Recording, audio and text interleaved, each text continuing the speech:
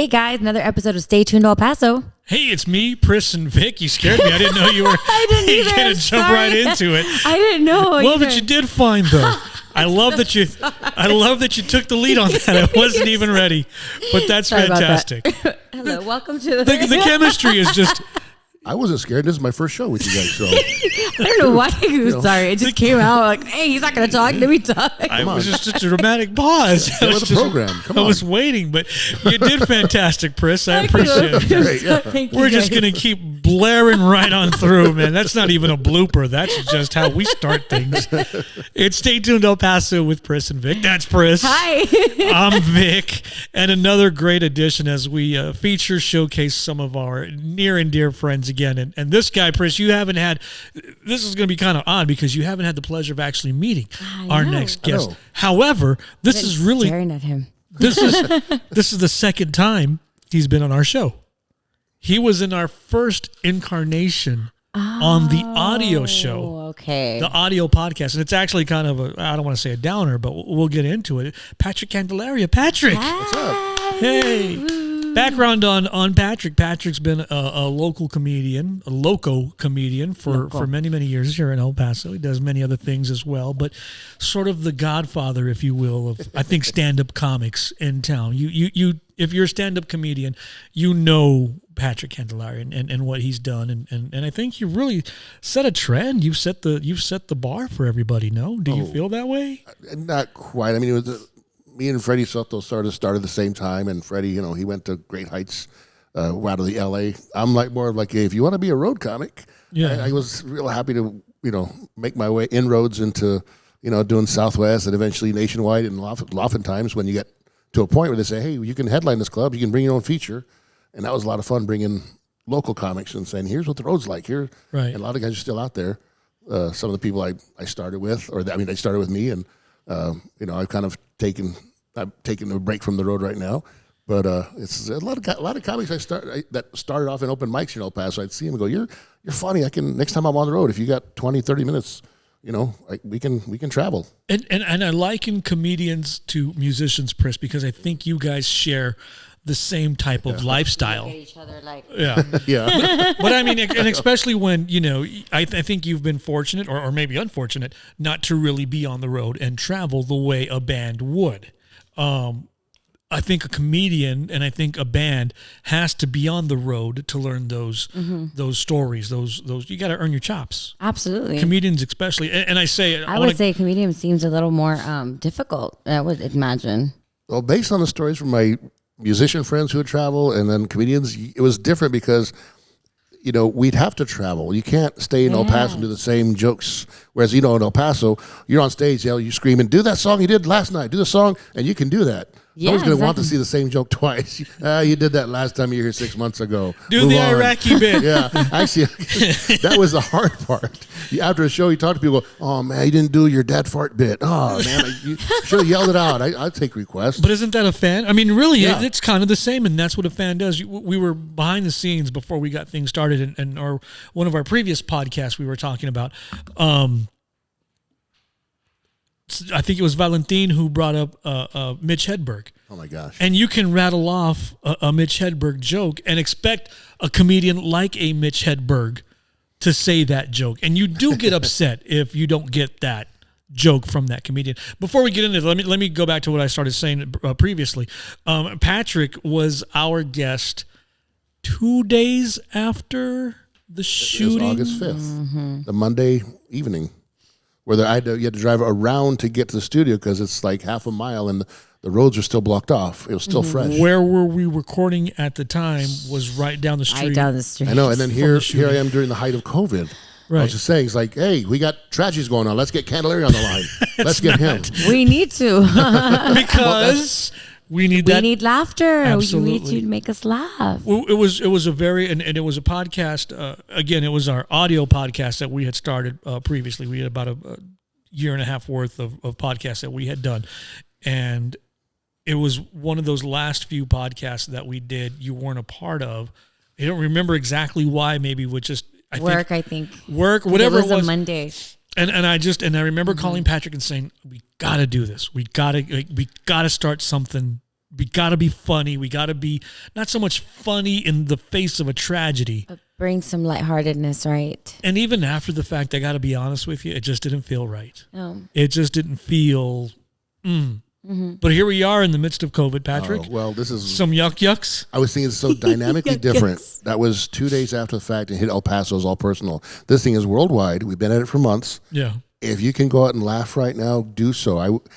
A few days ago, they were showing Beverly Hills Cop on TV. I've seen it a million times. I can, verbatim, and I kept rewinding my favorite parts because, Phil, you changed, man. I'm just laughing harder than I ever have.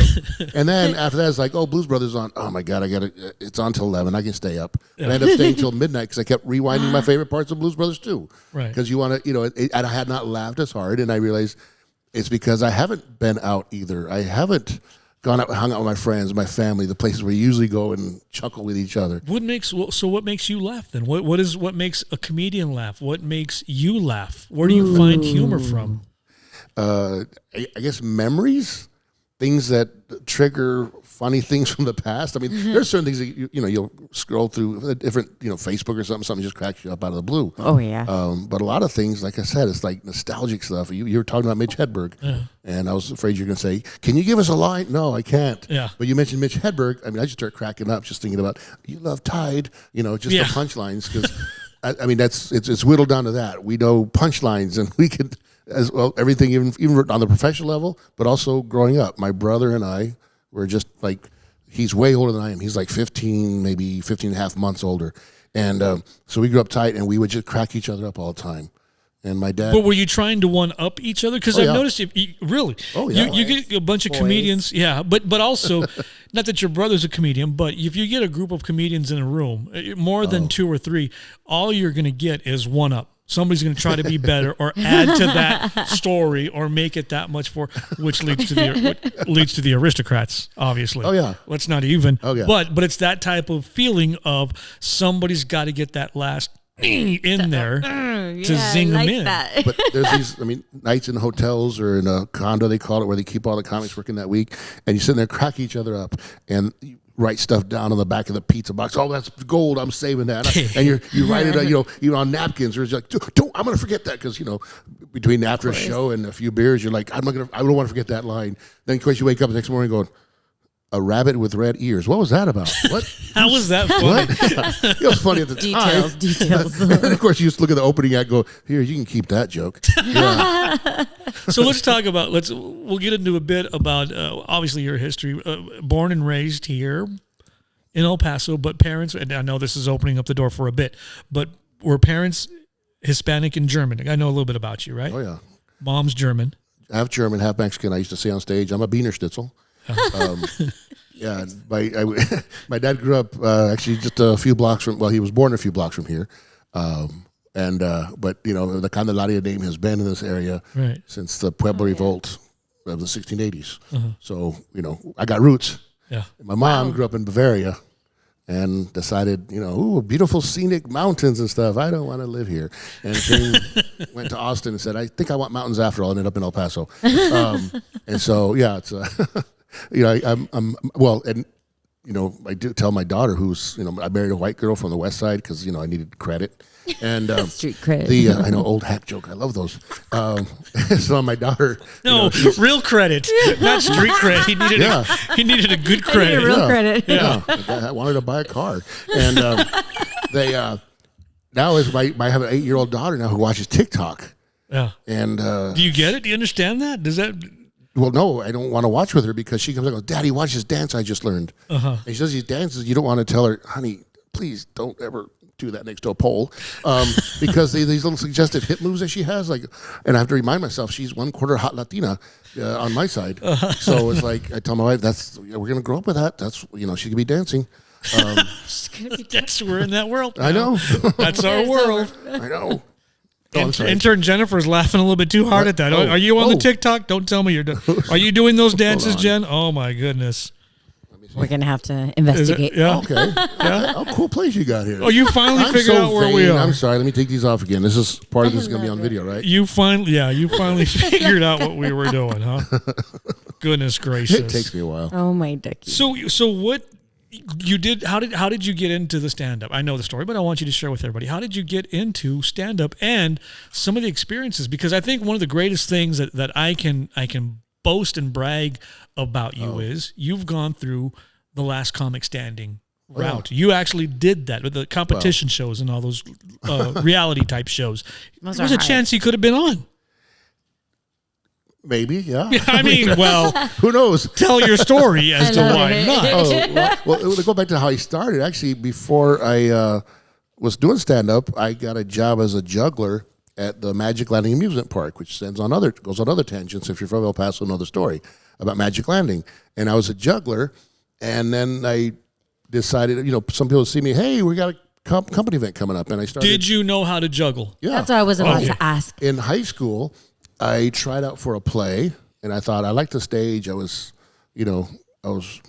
sophomore, so I was 23. I was slow, and we've come to find out. Don't ask us about dates and numbers. I can't piece it together. Well, I was in high school. I tried out for a play and got cut. I didn't make it, and they had a talent show coming up, and I thought I'm going to do something, and I taught myself how to juggle. I just said, I'm going to be a juggler. I saw Michael Davis on TV, and I want to do like he does, because he only juggled 3 things. But he had a whole long bit, because he would joke in between and do different tricks and make jokes about it. Only 3 objects. I thought I could do that, and I couldn't. So I ended up doing a talent show with a friend of mine. It's a weird comedy sketch, and that was really cool. But at the same time, I kept juggling to where when they were hiring a juggler, by then I was flipping racquetball rackets. I had back then I played racquetball. That's what I had extras of, and I could flip those and juggle them. That's kind of cool. And then working all summer long, I got to where I could juggle fire and stuff. Which is wow. Yeah. There's and I gotta tell you, that's cool. There's an art form to juggling. I mean, there's some sort of obviously talent, but there's something going on with juggling to do it and make it look I've failed miserably every time I've tried. I can't do one item. I'm thrown in the air. I fall down. You're doing fire sticks. That's amazing. Well, in my non-family act, I did the joke about I learned when I was like 12 or 13. I taught myself how to juggle. Because when my dad walked in and caught me, he says, "You're going to have to learn how to do something else with your hands." So I learned how to juggle. What did you learn how to do, Vic? That's what I thought. I can't juggle. We're still trying to find out. We found out. It's just not juggling. Dad's going, "You're going blind if you keep doing that." Dad, I'm over here. Dad.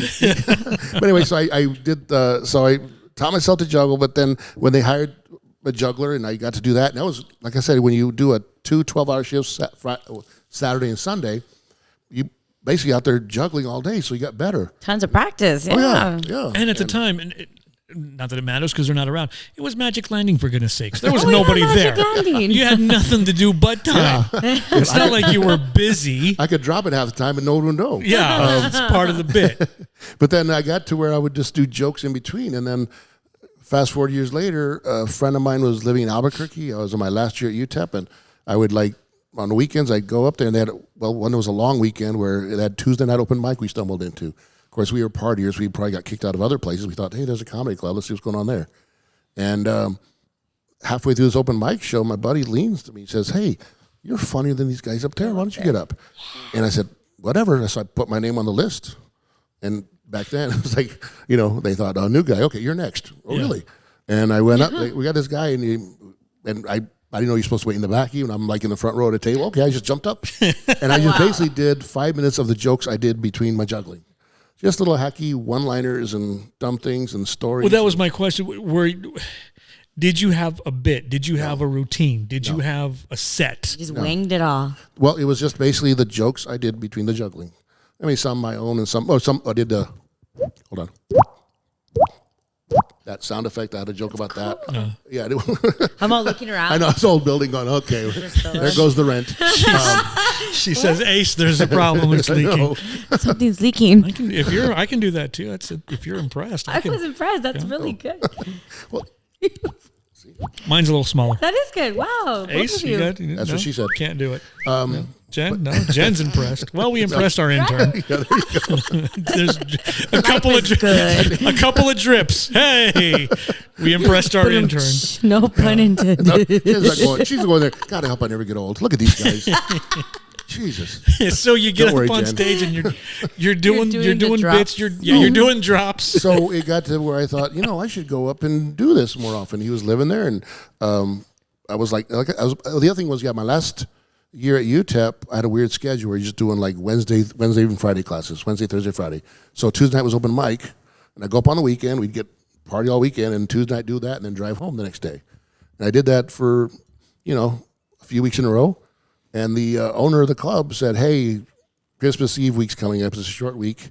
And he said, since you're local, I can pay you half what an opener would make.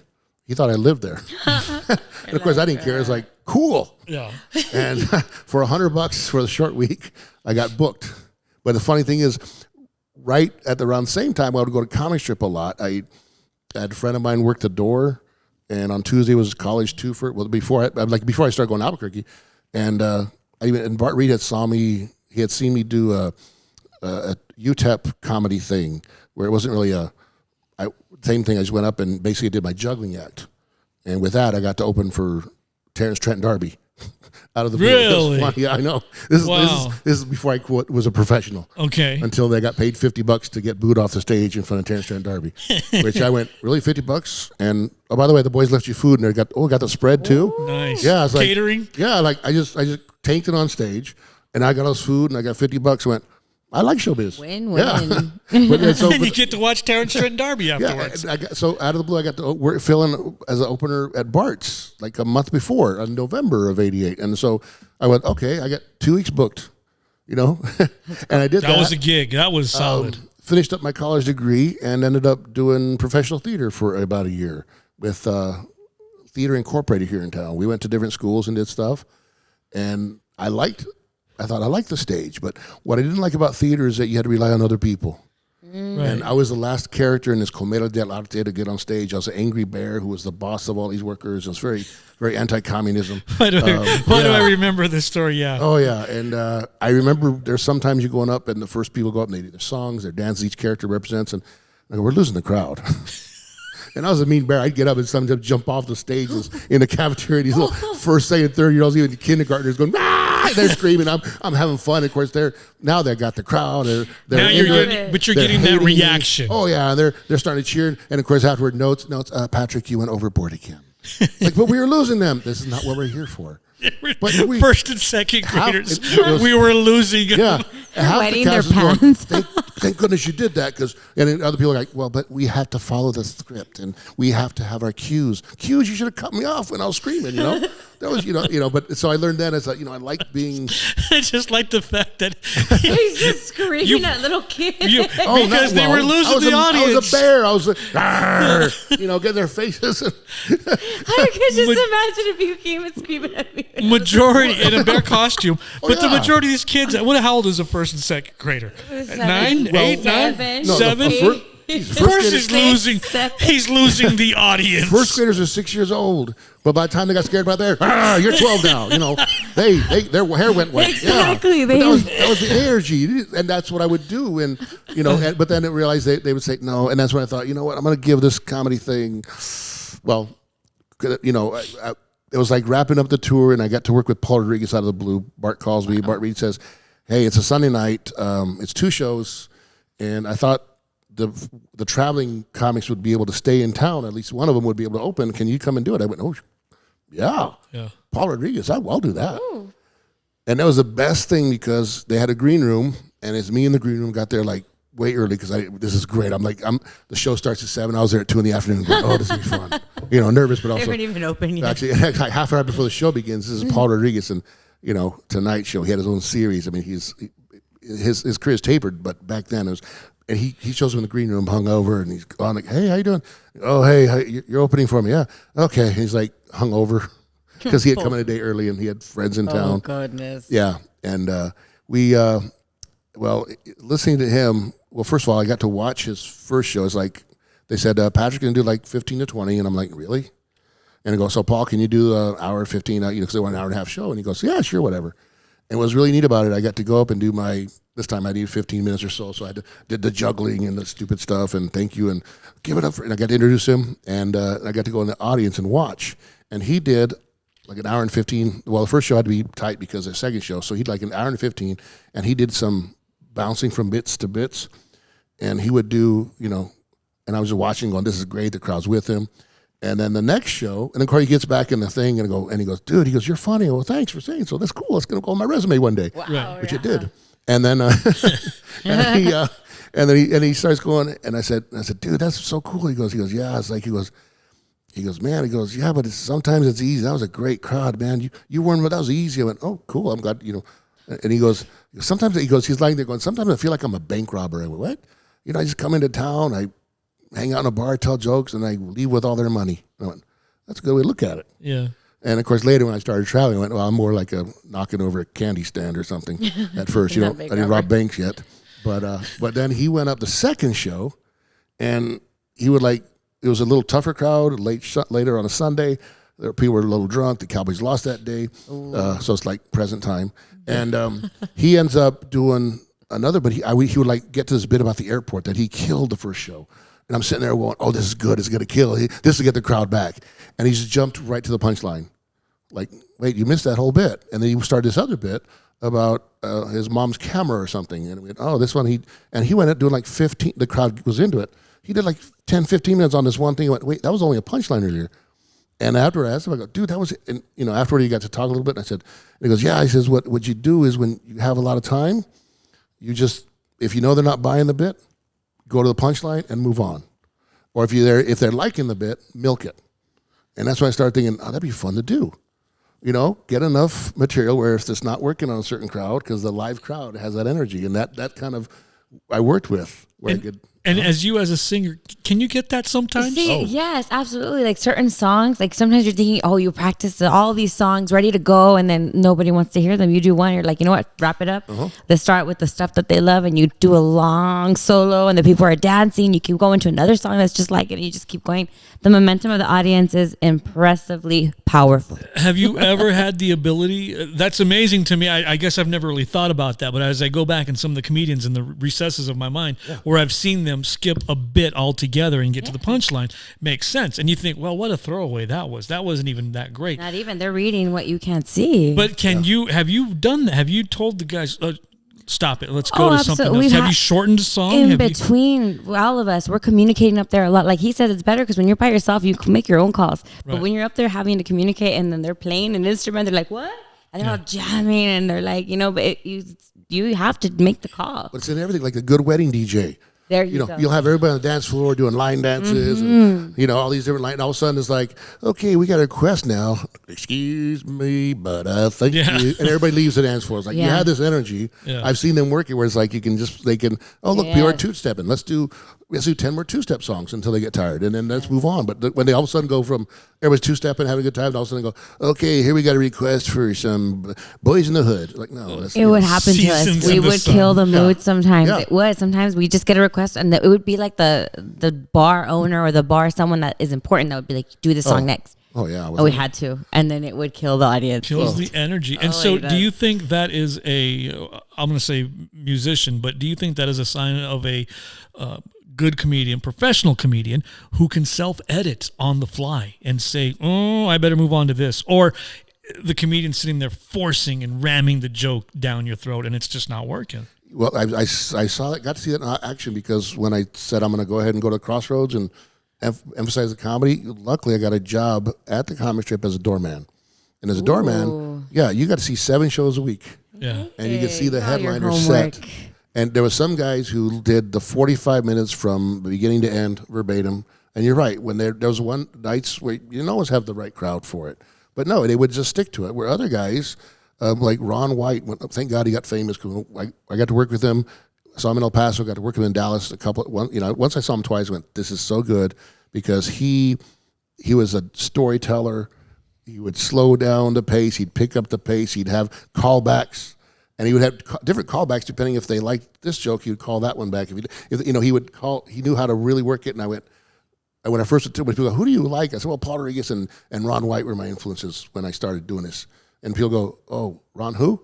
Mm-hmm. That's how long I've been doing this. Yeah. When he got famous, Ron White, they go, I see that, yeah. Because it was like slow stories, but weave it, and also, listen to the crowd, what they're doing. and what they like and what they don't like, and just play off of that. Well, it's live. I mean, they could go home and rent a Gallagher tape that's how old I am. Rent a Gallagher tape. It was I remember old. video cassettes. It was old when you said Gallagher. Yeah. I remember Gallagher. Well, that was my thinking back then. For 1/10 the price, rent. these people are paying for their drinks, their cover, etc. 1/10 the price, they could stay home and watch that. But instead, they're putting the money out. They're coming out. The guys are trying to impress their dates. The ladies are trying to look at what the guy laughs at, and they're trying to learn about each other. So this is live. There's energy in this room. You gotta, give them what they came for. It's still the same battle, though, in this day and age when you've got YouTube and you've got quick access to Quibi or other apps that are there, or even Facebook when somebody shares a funny post of a comedian, and the comedian's got a great set. And I say a great set, 15, 30 minutes long, but you're only getting that one minute clip of the highlight. Yeah. And sometimes it's still the same fight for you for a live audience. Well, it's different. I mean, as I was tapering off and not traveling as much, the people, when they tried aimlessly to say, put your phones away during the show, remember? But, people don't. And like I said, I had to learn, toward the last few years on the road where it's like, got to be a little quicker because now you can't really weave a story. There's not, oh, God, he's talking about his mom again. Here we go, But it's like, so you had to, keep them, the energy had to be a little higher. You had to keep, on your toes. But I also cringe, though, when someone posts something on Facebook, oh, here's Jim Gaffigan. I go, oh, I love Jim Gaffigan. And you watch, and he's got, you realize, oh, this is a great bit. Yeah. And it's like they only do the first minute and a half of it. Wait, he's got 7 more minutes on this part, Yeah. But it's like just because, oh, here's a good clip. It's like, no, it's not, It's like I said, it's like cringeworthy for comics and fans of comedy who want to go, this is such a great bit, but how come you just edit it there? Yeah. It's a long story, but they just give you a little taste. Yeah, it's like saying, here's a great band, and you hear the first minute of the song that you wrote, never mind cover. Yeah, you got to get the whole bit. How have you seen comedy change? I guess this is a loaded question, really, is can you even answer this? But in the past 10, 15, 20 years, where we talk about comedians like Zach Galifianakis and those who were out there 15 years ago now are in the mainstream, where you see, my new addiction right now is Between Two Ferns. Because I get the joke. I get the Zach Galifianakis premise. He brings in a famous... Zach Galifianakis, first of all, the bearded guy from The Hangover. Okay. His stand-up is out there. Again, another Mitch Hedberg type. Then he did a bit on YouTube, Funny or Die, Between Two Ferns, where he brings in a famous person, and I mean from Barack Obama to Hillary Clinton to anybody from the Hangover movie, and then he just kind of sort of berates them and makes them I think I've read about this or saw it. I haven't checked it out, but I'm going to now. And it's hilarious because you're trying to get, and even though they're in on the joke, it's still really funny just to watch. And that wouldn't have worked 20 years ago. Oh, and the face the person will make when they went, oh, you went there? Like, they're okay, we'll talk whatever. And then he'll say something really personal off, like, what? Yeah. And then they have to, dig their way out of it, and try to keep part of the joke, which makes it, like I said, it's that cringeworthiness that's like, well, right. Wow. You've seen... It's clever. It's genius. Yeah, so are these on the fringe type comedians? Do you think they're genius? The Mitch Hedbergs. I think Mitch we go back to Mitch, was a genius. Stephen Wright was a genius because he was doing something then that people and really still don't do now. And I think, and one of my absolute favorites, I know he's one of yours, the Gilbert Gottfrieds. I love when you realize it's a bit, that's not Gilbert, he's doing it, and then the more you feed into that persona of Gilbert, the more he gives back, and you're going, Jesus, stop already, God, you're horrible. But he gives more. These are different than the comedians, of our parents, of our grandparents of back in the 50s and 60s. The set up joke, set up punchline, set up punchline. But there was that wave, I guess, maybe around starting 10 years ago when the whole political correctness, when Seinfeld announced he's not doing colleges anymore. Right. And you can't do political jokes anymore in a club because you can do it on the Tonight Show and stuff because you have the TV and they tell you when you get in there, don't talk, don't heckle, don't nothing. So they can do that, but you do that in a crowded room with a bunch of people with different political views, someone's going to get upset. And you see there's a lot of clips now that I like to watch sometimes, or how people put down hecklers. Right. it's like walking that tightrope without a net, because you can lose them real quick. I wasn't it had nothing to do with politics. Just I've been in rooms, and luckily I was not on stage when it happened. When a riot broke out in Albuquerque, I was featuring them. The headliner somehow lost the crowd. I saw comedian, another juggler comedian at the comedy get booed off the stage. Daniel, I'll think of it in a second. Tonight Show, TV credits, movie credits, etc. He got booed off the stage, but because it was just, you go in the wrong direction. One table decides it's not funny to us. That table next to him says, "Why don't y'all shut up?" Then the people say, "Well, you shut me up," and next thing you know, you've lost it. Alcohol. As I'm wearing, I'm wearing a Seinfeld shirt. How about our friend Michael Richards, who lost his career? I mean, he really hasn't recovered from the incident. Patrick's mentioning it. I won't get into too much detail about it. Let me cheer things up. When you mentioned Seinfeld, I was also thinking, though, the funniest part of that movie, Comedian, is a documentary. Do you ever watch it where it's Jerry doing the commentary? No, I need to see. You have to watch it. The first time I watched it was a friend of mine who had it. Said, I was working in Colorado. He goes, "I got it. Come to my house. We'll put it on, but it's better with the commentary." And remember the scene where they decide two of them, they want to hit as many clubs as they can. And Jerry Seinfeld had his show, had his, was a big star, and shows up at 2:00 in the morning in New Jersey at a comedy club. And he's working on a new special, so his deal, he has to go out and try this stuff in different crowds. And it's funny because it's him and Colin Quinn are doing the commentary. And Colin Quinn starts like, "Oh, remember this night? Oh, wait till you get to Jersey." He goes, "Oh, don't remind me." Jerry's like, "Oh, don't." And they show him to do one club he's killing, and he's improv in New York, and he's doing this Comedy Cellar. They're loving him. And then it's like, he goes, and he's like, "I want to do one more show, and I heard they had this late night thing." And so, and Colin's already laughing, goes, "Oh, God." And Jerry goes, "You're not going to show this, are you?" And sure enough, he shows up and goes, the MC's like, place is going crazy. It's like 2 a.m, and it was happening to be a bachelor party. Who does bachelor parties at a comedy club? Right. Bachelor parties.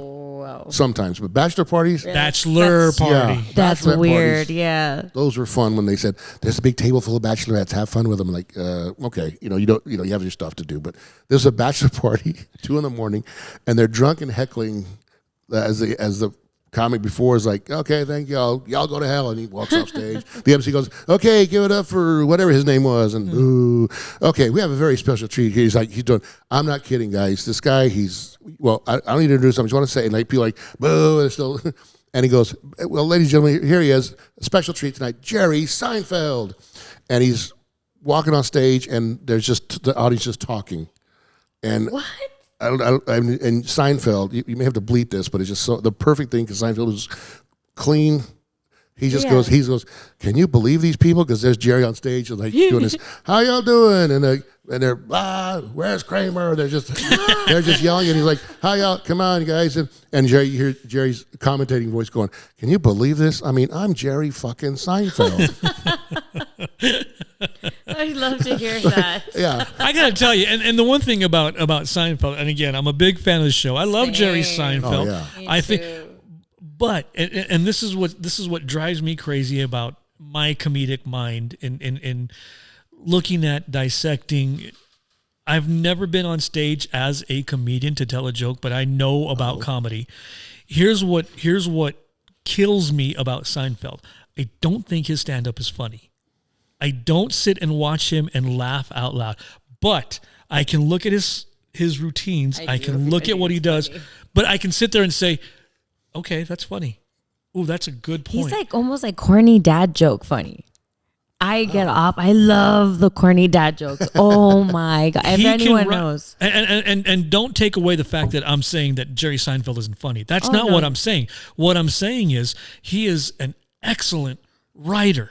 But I don't sit there and laugh my ass off at a Seinfeld on stage stand-up bit the way I would our friend BT who comes in town. BT gets up on stage, it's energy, it's high rolling, it's funny, it's great. Or a Gilbert Gottfried. Gilbert Gottfried makes me laugh out loud. But Jerry, I can sit and watch and go, "That's good. That's really good." He makes you giggle. Yeah. Well, okay. But like, if you eat a meal and you go, that's really good. That's good. McDonald's is always going to deliver McDonald's, but when you want your Cattleman's, Yeah. But when I watch, I'm not eating. Oh my God, it's hilarious. Oh my God, that's funny. No, but it's like, okay, that's good. To be fair, you're like the connoisseur of comedy. You know more about comedy than I do. I probably. Yeah. And and I've never been on stage as a comedian. Yeah. I mean, you may not know it by looking at him. He's a geek. I kind of had a clue. A little bit. I know. A little bit. When it comes to comedy, comic books, things like that, he gets into something. He's into it. I mean, look at all his print stuff. Yeah. But when it comes to comedy, like, oh God, 2005, I wasn't going to answer your phone anymore because we lost so many brothers that year. I know. Yeah, but I said, I'm not, because you were ahead of it. You pay more attention than I do. And I know exactly what you're talking about in the sense that I can sit there and watch a very clever comedian and a very clever, Comedy Central bid or something. Oh, you got to see his HBO special. You watch it and just sit there and go, wow, that's good. Ooh, that was a good one. Yeah. And the crowd's with him. Oh, wow. And you, after half an hour, you're going, that was really good. And I didn't laugh once. Yeah. The comedian didn't do his job in making you laugh. Well, he made the crowd laugh. He was clever. He has great bits. But it's like, but there are some guys, of course, then you watch and once they break you, you're done. Oh, it's done. Well, like you mentioned, the way Gottfried goes, because that's the other thing. If you know a lot about comics and a lot about comedy, to see someone like Hedberg, like Gottfried, that are way different, and they aren't up there just doing that. How about those people? What about the traffic? Man, women be shopping. Women be shopping.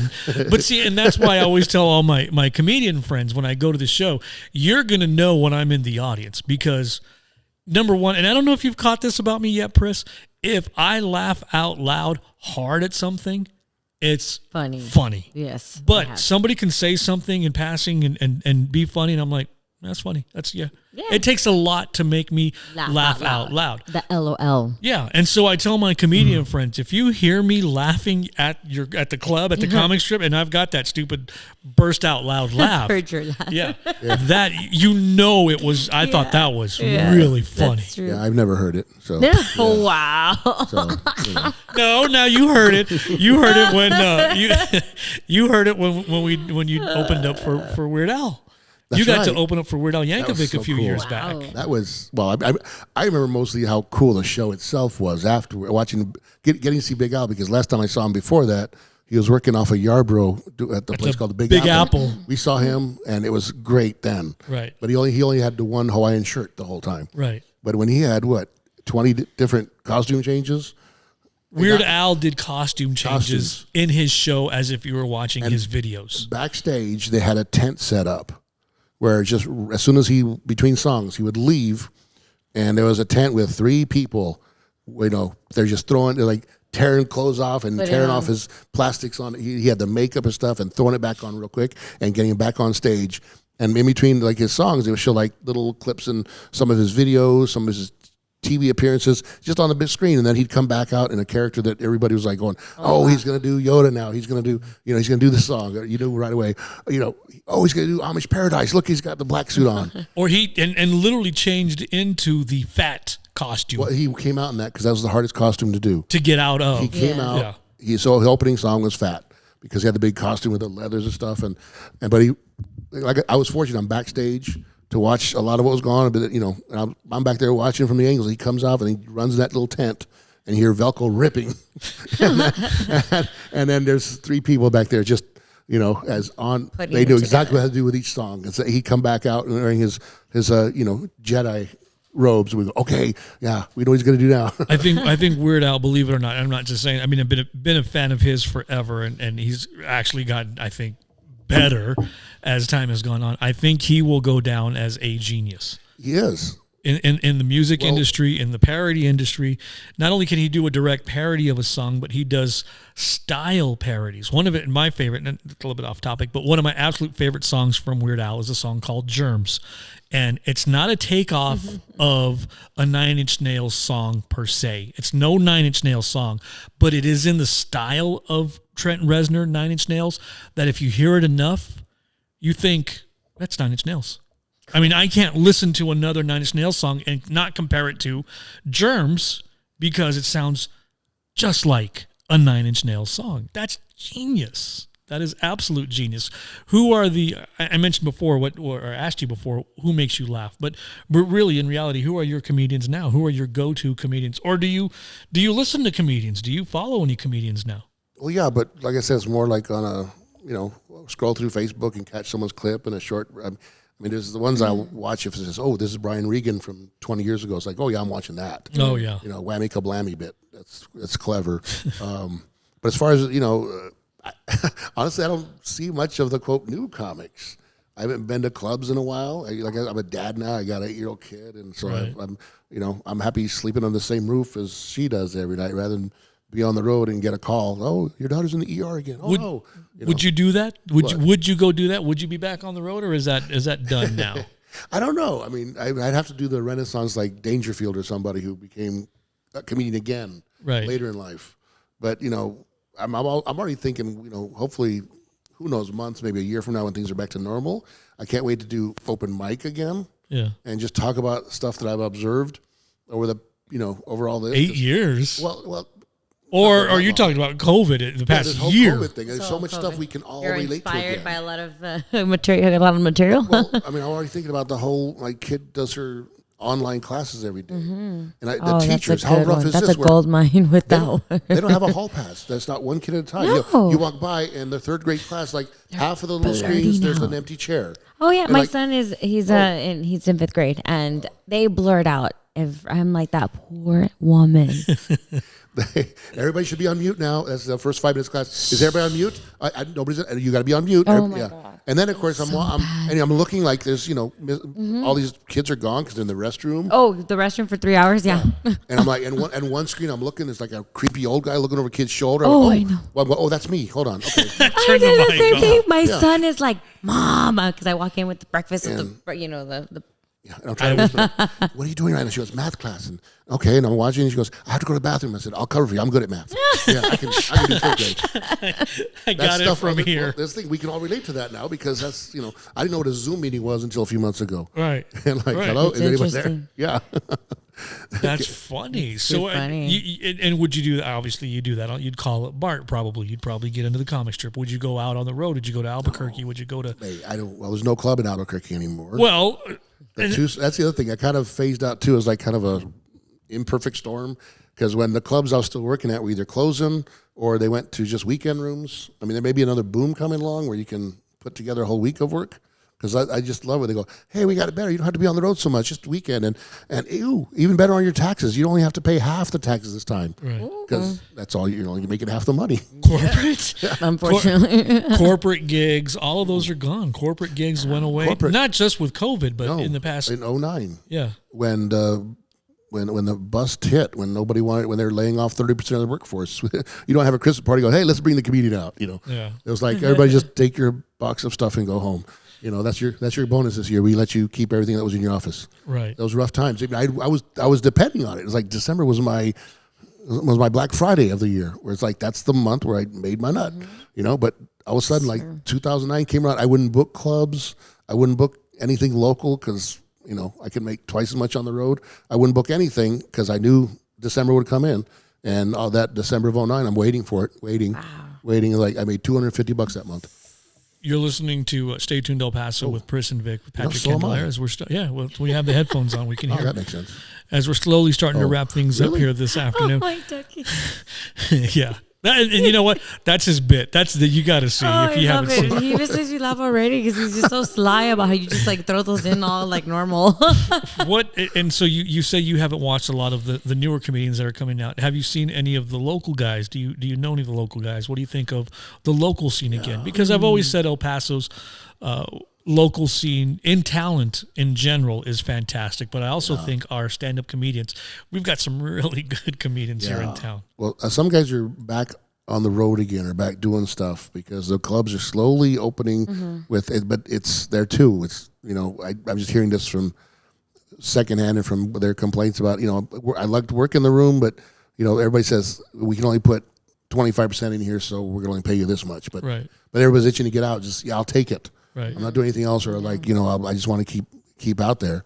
And also, it's like I feel for these guys because you got people spaced out. You don't have that energy of close to, when you're watching a comic and the person next to you is laughing at something, you went, oh, I might have missed that. What? I'm going to pay attention more, or at least go, or someone else told me this trick about when you're doing a club and it's a lot of dates, play to the ladies, get them laughing. Because if you're on a date and if you say something that you can make the lady laugh, this guy's on a date, he's going to go, that's funny, huh? Yeah, I think that's funny. If you play to the guys, though, who are on dates, and the guy laughs at something that the lady goes, that's not funny. She's annoyed. Like, what a turd. Exactly. That's it. We're going home. Same thing for music. Same thing as a musician. It's the same thing. You got to keep the ladies dancing. Well, I've heard that. I've learned. I guess I learned that from the waitresses at a club going, how do you make so much tips? She goes, I play to the ladies. Oh, yeah. You play to the girlfriend all the time. Like, oh, honey, yeah, of course. And I don't care about your man. Well, although he's paying.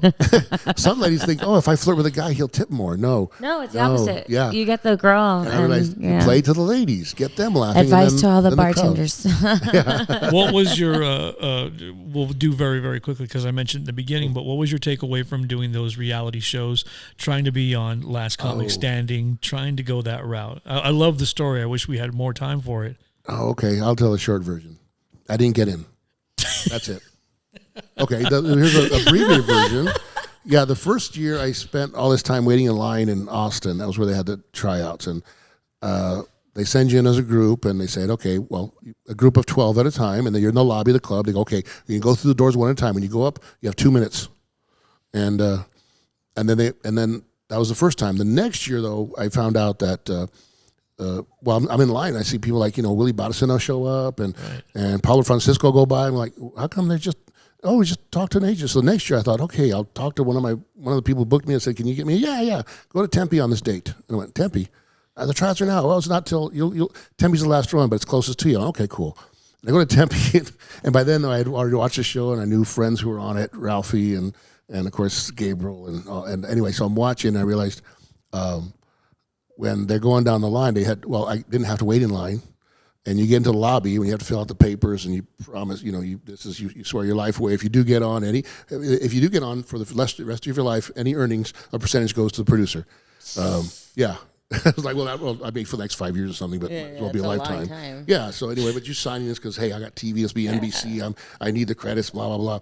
Anyway, and I'm sitting there filling out, and there's a poor lady. Who was like 20 years old, and I'm like, and she says, what did you put for this? And I said, by the way, I'm Patrick. Like, yeah, you're Patrick Candelaria. I saw you cut the line. Like, what? And she's like, she's wearing her pajamas. She goes, I had to sleep overnight. Oh, sorry. I just drove up and got there at 2:30 like I was supposed to. Anyway, and I got to sneak in because I knew people. And, oh yeah, that's called showbiz. Sorry. Anyway, and then it got worse because then we go up. There's a dozen of us, and there was a couple of friends of mine I knew from years ago who had been, John Novosad, who eventually got on TV a lot, but he was gray-haired hippie. Another guy who's like 40-something from Oakland, Cliff. Anyway, but hey, and we're talking, and there's all these 20-somethings, and they go in and go, okay, what we're going to do, before you go on, we want to have reaction shots. We're going to pretend like you just came out and you got picked. Pretend and just say something in the camera excited. And we're also on a shot of you, if you didn't get picked. Look disappointed and, do whatever you want to say. But we're going to do this before. Oh, yeah, they're producing this, right? Reality show. Reality. And it's like a dozen. The first three people are like young 20-somethings, and they've got that. And they get to my buddy Cliff, who's 40-something, they go, no. And they skip. And they go, there's 20-something behind him in line. And Cliff's like, what? They get to Novosad. He's like, hippie man, gray hair down to his shoulders, but he talks about Woodstock and stuff. Funny guy. And they go, Wayno. And then they go, they skipped, and they get to me. I said, yeah, you're going to have to move on. I'm in my 40s now, so yeah. You already knew then that your chance was Well, there was the last stop, and they already cast it. Right. They already had the elder 40-something road comic from one of the other shows. They had already picked him. So they were looking for a 20-something to balance out you could just tell by the energy there. Yeah. And I said, I just felt like saying, I'm going to have a beer. Too bad you guys aren't old enough to drink. Booyah. You miss the stage? You miss being on? Do you miss being able to do that? I know you want to get back, but really? Yeah. I mean, times I do, but other times like I got so fortunate because I would travel a lot of times in the winter through the Midwest. And I had a guardian angel follow me. Yeah, I was thinking about that. I hit blizzards, we hit stuff, and and I only missed one show because of a weather incident. in my career. And now I'm looking at it going, I'm glad I'm not out there because those are some white knuckle days. And was it worth the risk then? Oh, yeah. I mean, to you then probably, but now when you look back at it, do you go, I'm not going to do that? Nah, I'm a dad now. I mean, it was fun. It was, an adventure, but at the same time, it's like a selfish thing I did for a quarter century. Right. I got to live this life out on the road. You worked 1, maybe 2 hours a day. You got to hang out in hotels, didn't have to clean up after yourself. You got to just lock the door and leave and go, I don't have to vacuum nothing for decades. It was a fun. Once I it kind of hit a ceiling also, where I realized, okay, I was waiting. I'm going to be the next big, overweight Latino star. I'm going to be that guy. Yeah. There's a room for him in Hollywood, and I'll keep trying, and I'll get out there. And then all of a sudden, a guy named Gabriel Iglesias came along. Okay, I'm check, out. Please. Yeah. But I mean, and no offense to Gabe, dear friend of ours, he's done amazingly. He's done fantastic. But look at how it's kind of changed into where now he's only. I shouldn't say only, but he's been deregulated to a Netflix show. Or maybe, I don't know, maybe that's where comedy is now on the Netflix shows, but you're not on the Tonight shows anymore. You're not on those late nights with David Letterman. You're not on those, I guess, because those shows aren't around. But I mean, I guess the avenues are different places to go to now. And if you're not on that Facebook 2-minute clip, you're not a comedian. Yeah. I think that's the feeling that people get. You're not out. And I think I either missed out when social media became a big thing, although my daughter at 8 years old 2 years ago, she came across a video of me performing in Iraq back in 2004. And right away, I looked at it, no wonder. It's like I'm outdoors and it's badly done. And it's like I'm wearing a black shirt because they lost my luggage. Right. I used to wear the Hawaiian shirts and stuff. Now they lost my luggage and stuff. And so I'm wearing the same shirt I wore for several days. But, I had to do a show. Right. And, But other than that, it was like she saw that. She goes, "Were you famous, Daddy?" Go, "Well, I was, but then I became a dad. It's a flip of the coin." Were you famous? That's so cute. I she was. Sees you in front of this big old audience. Of course, you should say yes. We haven't even gotten into why Patrick feels the way he does about his daughter. There's a great story that goes into there that I wish we could tell. But you and your lovely wife were absolutely blessed. Oh my gosh! With your daughter, the way things came about. It was a miracle baby. We were married 12 years, and she couldn't get pregnant. Finally, we gave in and had sex. She still couldn't get pregnant. She went and saw a fertility specialist, slept with him, still couldn't get pregnant. So, it was a rough ride. But we finally had this miracle of miracles. I'm so happy for you. Not Gilbert, I'm saying. Gilbert. Victor was at the station when I was helping out a lot, filling in sometimes. Right. And it was like around the time when we found out we were pregnant and we were going through. And I ended up having to talk about on stage about what it was like being married 8 years and not having a kid. I would do jokes about people reacting to that, But it was like finally when the kid came, it's like, wow, I got all this great material. Being in the room during the delivery, a C-section, good God, never make that promise, guys. Yep. But it was just, it opened up a whole window. We could do a whole other show on that. That's absolutely. In fact, I want to leave that open for you. Come back and tell the story. Okay. That'd be great. Okay. We can get a part 2 with you. 8 o'clock is clear. No, well, I mean, we're going to do it later.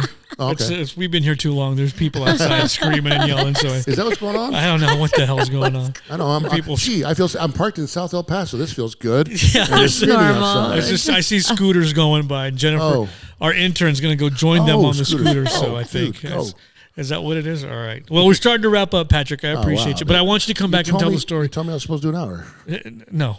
It's like every club owner. No. 40 minutes. I'm getting the light? The light's on. Time for you to go. We've got a buffet over there. We did. You can't have some of the food, and that's about it. That's kind of stereotypical. How do we get rid of Patrick? There's a buffet. Patrick, go. Strap on the feedback. For us, but all right.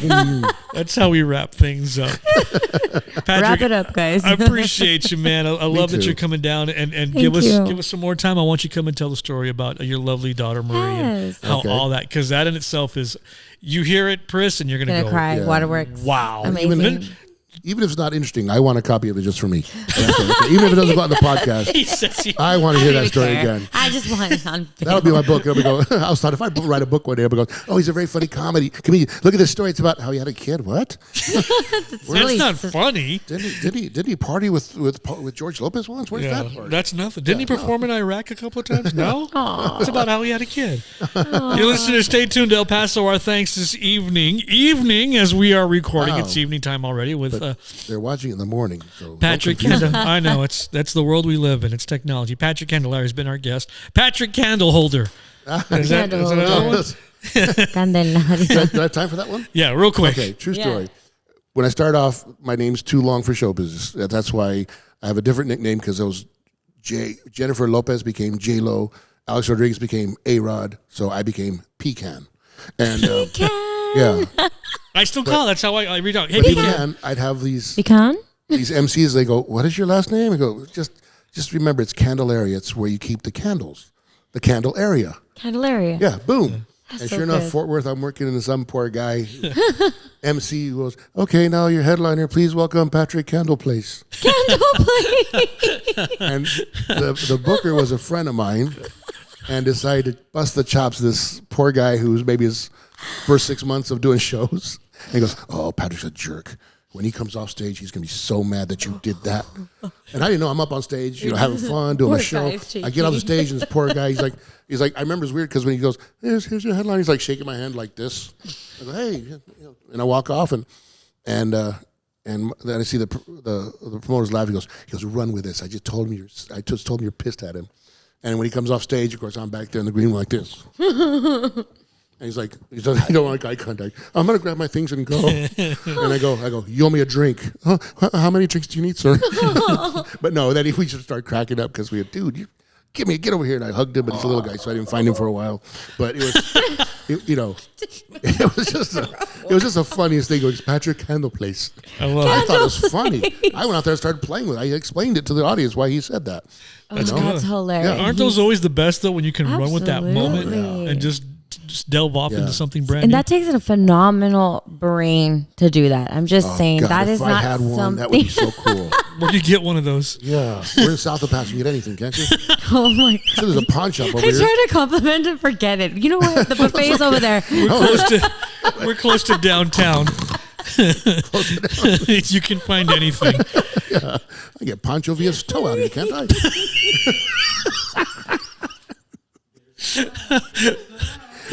Oh my God! There's the laugh. And we ran out of tape. Yeah, I finally got him to laugh, and the tape went dead. Look at that, Jesus! No, let's run that again. We can get Pancho Villa's toe. Oh God, that's funny.